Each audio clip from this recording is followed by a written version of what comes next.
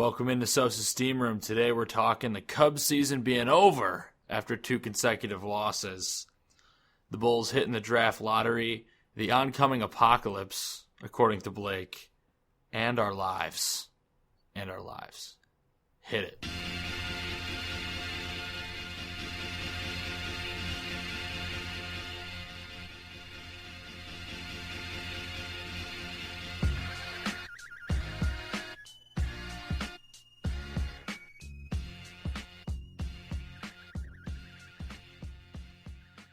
What's up, everybody? My name is Drew Edstrom, and the other co-host of this podcast is leaving me. You're forever. leaving me. Blake Van You got Pocky. that backwards. You're Anything to leaving me. say to the people, Blake? Hi, people. Hope you're having a good day. I know I'm having an okay day. It's just okay. Just Right all now. right until right now. Till right now. Now I'm having a great day. Blake's having an awful day. You can tell. Yes. Well, you know, Heavy Quinceañera, we're here. The 15th This episode. is number 15. The 15th episode of Sosa's Steam I was Room. promised chips and... Churros. I would take a churro. I would. We'll work on it. Not Guadalupe. That's a street in Arizona. Guacamole. Guacamole. I was promised that. Churros and guacamole is a weird combination. I'm not Blake. I'm gonna have chips for the guac and a churro for my mouth. What is the chips and guac for? I don't know. I don't want to know. Let's not get into that. But anyway, this is episode 15 of Sosa's Steam Room. We've made it to 15. I almost have a driver's Feliz license. cumpleaños. Feliz Navidad.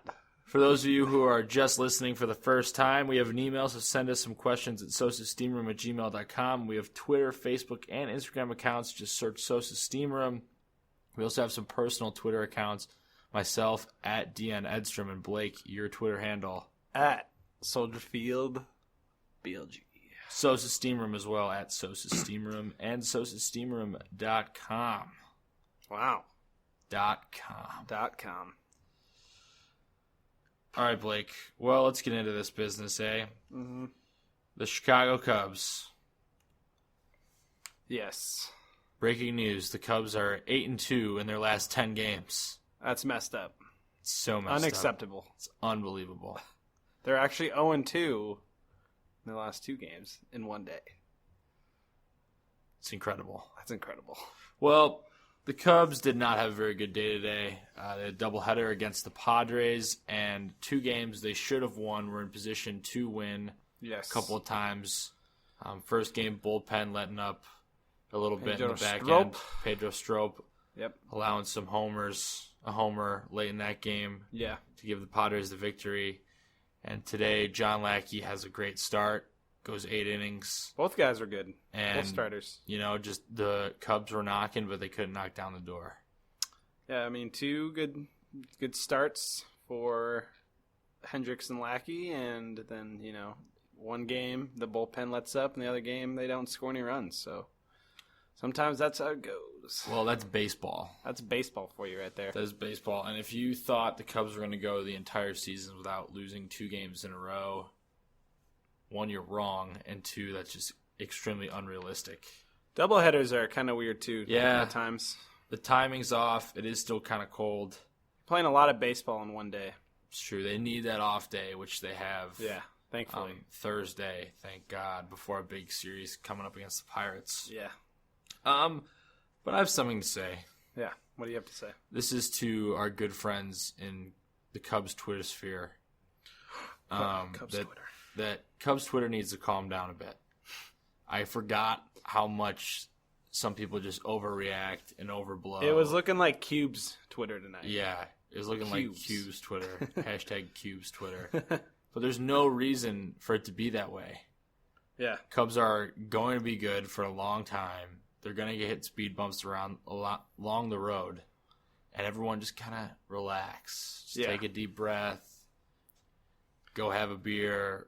Just The only thing I saw from people was everyone was jumping on Jorge.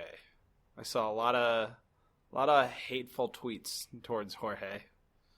But I mean, somewhat deservingly. Yeah, and I want to get into that. It seems that Jorge Soler has become the new Starlin Castro of this Cubs team, Yeah. which is unfortunate because, every team has to have somebody they hate or just disagree with or strongly dislike. Yeah. And that guy seems to be Jorge Soler, which stinks because we saw Jorge just absolutely break out in the postseason last year. People are saying, he's going to come in hot right away. He's going to have good plate presence. He's going to know the strike zone a little bit better. He's going to start driving balls with, he has the bat speed and the exit velocity on most of the stuff he gets contact on is ridiculous. Yeah. It's just a matter of elevating that and hitting it in the right places and hitting it out of the ballpark. Yeah, he's swinging at bad pitches right now and not getting the barrel on the ball. He's struggling a little bit, but you never know.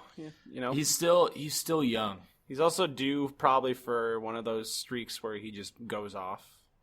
So we'll Talking see. to you as well, Jason Hayward. Yes. But with Jorge, I think it kind of stinks because this season has been amazing so far, and the Cubs Twitter verse is just jumping on this guy. Yeah. And I feel bad, but at the same time, people are saying, "Oh, why is he even playing?" It's because a player like that with that much raw talent and potential, and a possible trade chip, you have to make sure his confidence is okay moving forward. And the only way he's going to get that confidence is by playing and performing well eventually when that comes around. Yeah, and Joe's going to keep playing him too. Absolutely. It's not going to stop. He's been on the bench a lot this season, but Joe's still going to play him when he's still going to ride with his guys. Yeah. Look at the start that they've had so far. Joe just isn't going to all of a sudden bench Jorge here. Mm-hmm. So we'll see what happens in that regard. I'm confident that he will turn it around. Yeah. I think, last year he was kind of a streaky player. Had those long stretches of really good baseball, then bad baseball. Maybe it's depending on, the weather, maybe come the end of May when it's a little warmer, he might, take off a little bit. But, we'll see. I mean, his outfield play is still atrocious. Yeah, that's the thing. If he's not hitting, there's really no reason for him to be in there. Yeah. So a lot of people jumping on that saying, "Oh, he can't play outfield correctly, and he's not hitting the ball, so why is he in the lineup?" Yeah. But I'm confident Jorge, he'll get it going eventually. But someone who's getting it going right now is Javier Baez. Yes. Javier Baez seems to me a much more intelligent player than we've seen even last year and in the minor leagues.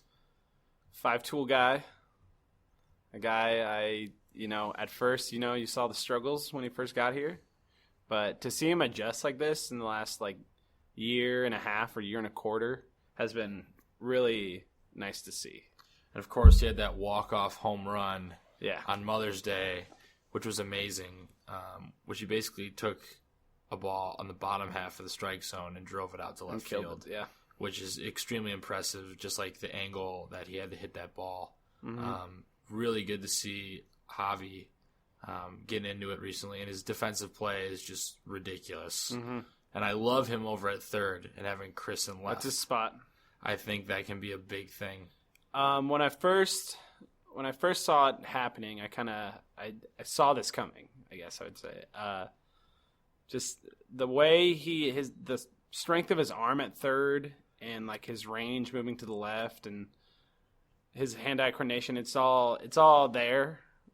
And, you see what he can do at that position. So it's looking like it's going to stay that third base Baez, left field Bryant combination, but we'll see. Yeah, Joe's always tinkering around with the lineups, but I'm pretty confident saying Javi is going to be playing a lot at a lot of different positions. Yeah. When guys need days off, he's going to be playing. And it's going to be fun to watch him going down the stretch, especially when it gets warmer, too. Yeah. He's just another one of those guys. Just wait for the heat. A Cubs team performing this well in cold, rainy conditions at Wrigley Field is awesome to watch. Very good to see. It's very promising. Yeah. Because when June and July roll around, oh my gosh. Yeah. This team is going to be killing the baseball. Mm-hmm. So good stuff from Javier Baez and Ben Zobrist. Yes. Oh, man. He has been He's been crazy in these last 2 weeks. He's basically been unconscious. Yeah. And just to see his strikeout and walk rates, I don't know if you've taken a look at that. No. His walk rate is much higher than his strikeout rate by like a wide margin.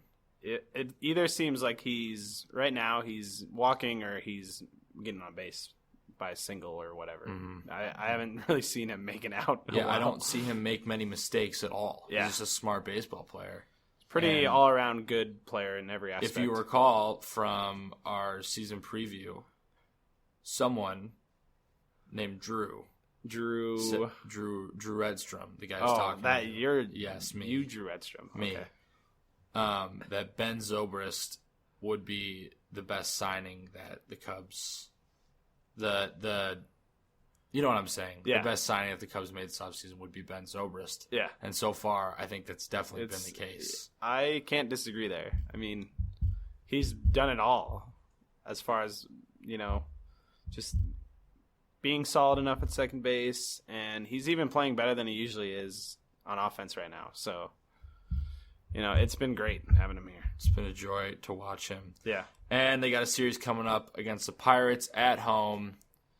3 games there after the off day on Thursday. And I'm pretty confident going into this still. Hitting a bump, giving these guys an off day to rest up. And you saw what they did to the Pirates last time around. Yes. 3-game sweep. Pretty easy wins, too. I mean, they didn't really ever get down in that series, so.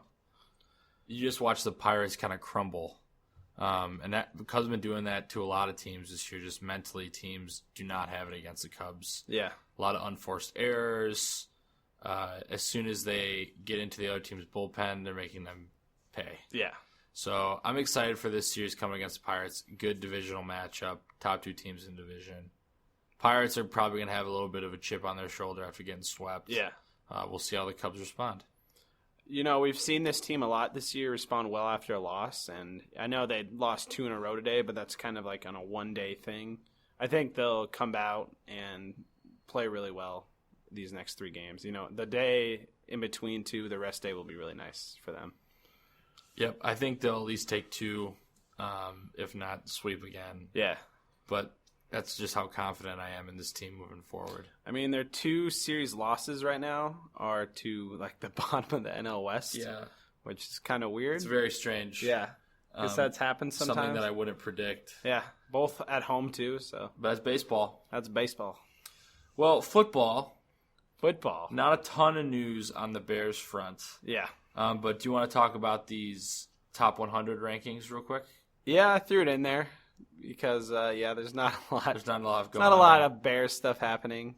It's kind of the dead season right now, right after the draft and right before OTAs and training camp, all that stuff. But the top 100 came out, and honestly, I don't care that much about it. It's fun to look at, just like, there's rankings are fun. Numbers they're are fun. They're fun. But they don't mean anything. They also drive me crazy. Because most of the time it's just so far off from what, is actually the actual ranking should be. Like these player rankings. I know the NFL Network does one. The one I looked at specifically was the Pro Football Focus one, which is, I don't know if you guys know about Pro Football Focus, but it's very analytical stuff. But Alshon was ranked, 86. 86 on the list. And Pernell McPhee was 63. 63. It rhymes. Pernell McPhee, 63. That's about where I thought they'd be, and I didn't think anyone else would be on the list. Yeah. Maybe Matt Forte. Maybe Cutler with how he played last year. But, it is what it is. And I'm not surprised to see them up there, and I'm not surprised to see no one in the top 50. But... Yep. Pretty dead right now for the Bears, but you did list here some possible cuts. Yes. I've been kind of debating this with some people on Twitter and on other places. Just, the guys that we might see heading out at the start of training camp or at the end of the preseason.